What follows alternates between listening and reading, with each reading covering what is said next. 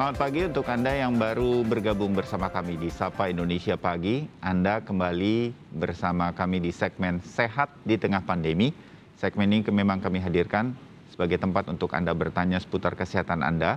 Terlebih kalau Anda ragu untuk datang ke klinik atau rumah sakit akibat pandemi COVID-19. Layangkan pertanyaan Anda melalui Instagram kami di Sapa Indonesia_Kompas TV 1 hari sebelum tayang.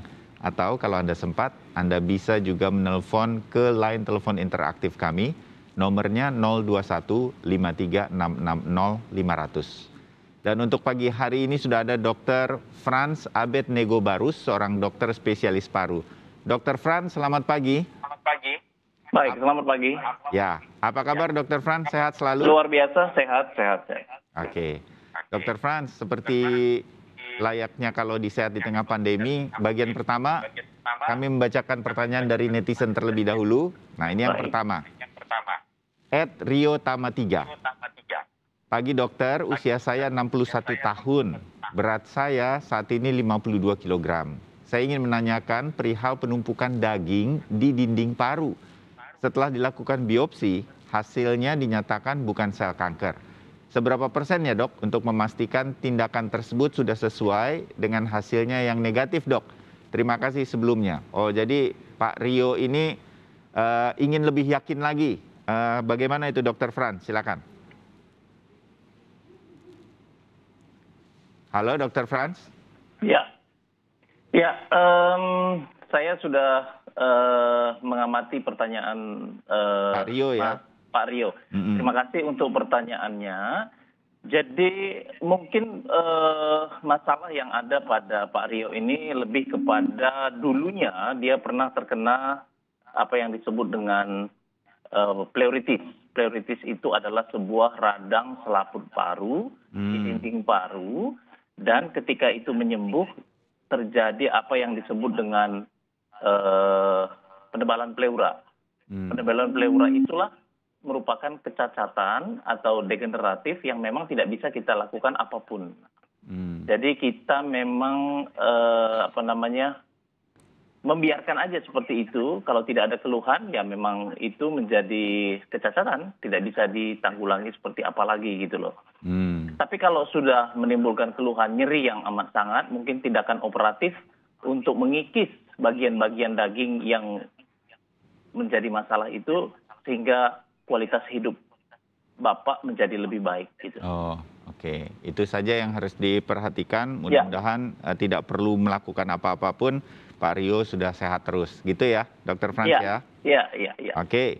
Sekarang yang berikutnya dari @Alexiantar. Selamat pagi dokter. Saya ada penyakit asma dok. Asma saya ini kadang-kadang kambuh. Asma saya ini turunan dari kakek saya. Saya sudah mencoba banyak makan daging, tetapi masih juga sering kambuh. Bagaimana ya dok cara penanganan yang tepat untuk asma saya? Terima kasih. Silakan, Dr. Frans. Ya baik, terima kasih. Ini bukan masalah yang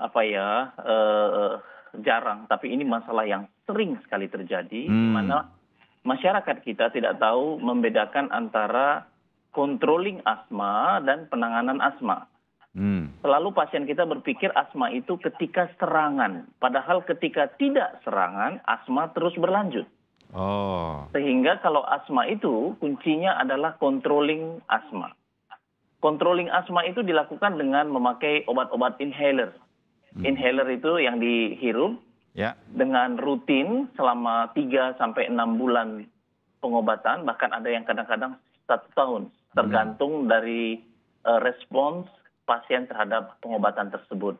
Oleh karena itu, sepanjang itu tidak dilakukan, maka asma akan berbentuk serangan-serangan. Dan semakin tidak terkontrol asma, semakin seringlah serangan itu terjadi.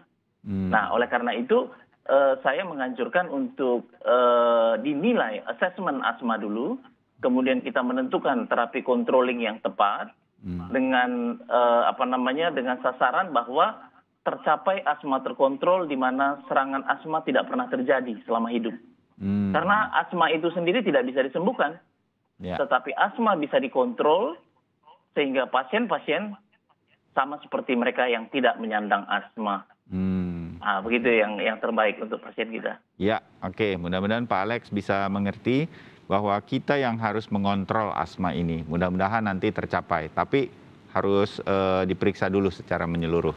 Baik, Dr. Franz, pertanyaan ketiga dari netizen. Datangnya dari @rangga_ec.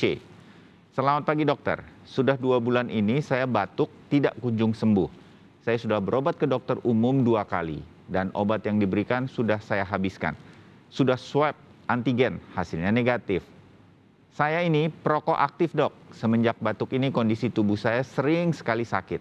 Mudah terkena demam, pusing yang semalaman kadang-kadang terasa pusingnya, lalu hilang. Apakah ini pneumonia dokter? Terima kasih. Silakan Dr. Franz.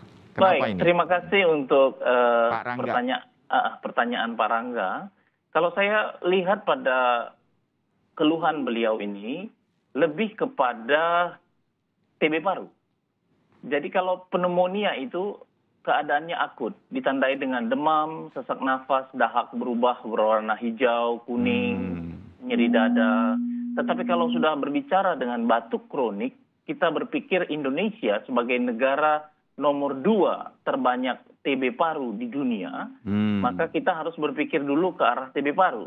Tetapi karena ada kebiasaan merokok, saya juga harus memikirkan penyakit yang lain-lain yang disebabkan oleh asap rokok. Oleh karena itu, kalau sudah ada gejala pernafasan lebih dari 3 minggu, apakah itu batuk, apakah itu sesak, dan disertai pula dengan penurunan berat badan, maka foto ronsen adalah yang terutama dilakukan untuk menilai keadaan parunya. Oke.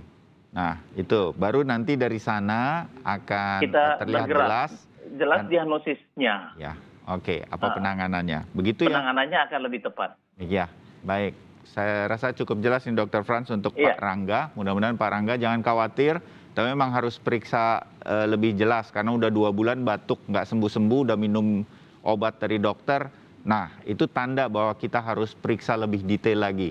Kira-kira begitu ya, Dr. Franz? Iya, betul. Oke, baik. Sekarang pertanyaan keempat. Ini terakhir dari netizen di segmen ini.